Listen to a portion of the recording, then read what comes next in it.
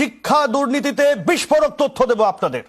2009 সালের audit report news 18 বাংলায় শিক্ষা দুর্নীতির চাঞ্চল্যকর তথ্য রিপোর্টে, এবং এটা বাম আমলেই একটি পরীক্ষাতেই 32,970 জনের নম্বর বেড়ে যায়।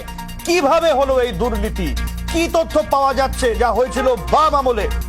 অর্ণব রয়েছেন আমাদের সঙ্গে নিউজ রুম থেকে সরাসরি। অর্ণব, সব্যসাচী, ক্যাগের যে audit report, IT audit report, সেই রিপোর্ট 2009, 10, 11 অর্থাৎ বাম আমলের, এবং সেখানে দুটো RLST, দশম এবং একাদশতম যে RLST হয়, রিজিয়নাল লেভেল সিলেকশন টেস্ট, তার যে CIG রিপোর্টে যে প্রশ্নগুলো তোলা হয়েছে স্কুল সার্ভিস কমিশনের কাজ নিয়ে, তা কিন্তু বিস্ফোরক দুর্নীতিকে সামনে আনছে।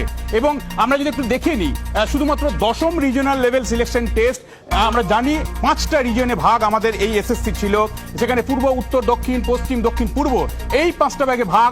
সব মিলিয়ে সেবার দশম RLST-তে টোটাল সর্বমোট পরীক্ষায় বসেছিল 4,06,147 জন।